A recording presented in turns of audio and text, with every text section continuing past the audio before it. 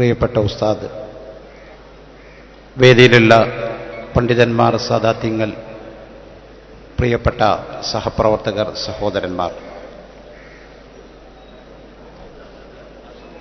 നമ്മുടെ വിശിഷ്ടാതിഥി പ്രതിപക്ഷ നേതാവ് ശ്രീ ഉമ്മൻചാണ്ടി സാർ വേദിയിലേക്ക് വരികയാണ്.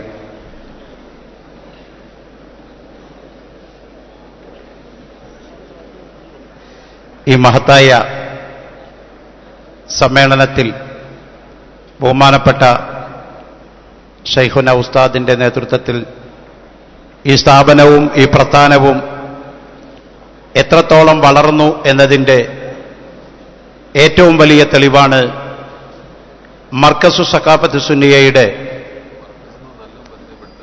സന്തതികൾ ഈ ലോകത്തിൽ എവിടം വരെ എത്തി എന്നുള്ളത്.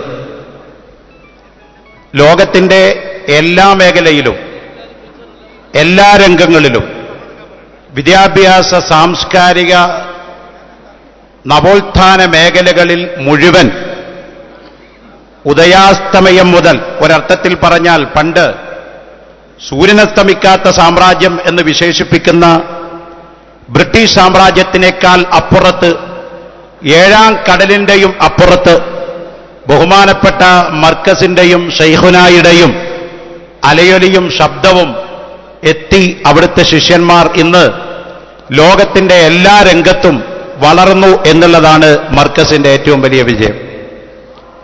ബഹുമാന്യനായ എൻ്റെ മുമ്പ് പ്രസംഗിച്ച ശ്രീ ഡോക്ടർ ഹുസൈൻ രണ്ടത്താണി, അദ്ദേഹം നേരത്തെ ഇവിടെ പറയേണ്ടായി, മർക്കസിലേക്ക് ഇനി ഒരു വിഭാഗം കൂടി കടന്നു വരാനുണ്ടെന്ന്.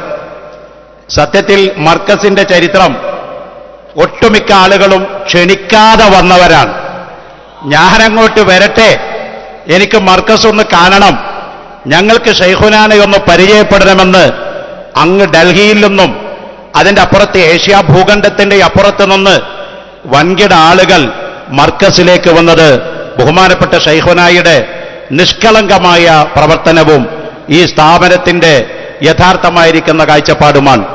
മർക്കസു സഖാഫത്ത് സുന്നിയെ ഒന്ന് പരിചയപ്പെടുത്തേണ്ട വേദിയല്ല ഇത്.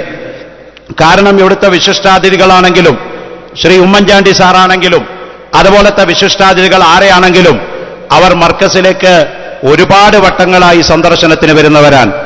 അതുകൊണ്ട് മർക്കസിന്റെ ഈ മഹത്തായ സമ്മേളനം വൻ വിജയപ്രദമാകുമാറാവട്ടെ, ആമീൻ എന്ന് ആശംസിച്ചുകൊണ്ടും ദുആ ചെയ്തുകൊണ്ടും ഞാൻ എൻ്റെ പ്രസംഗം ഉപസംഹരിക്കുന്നു.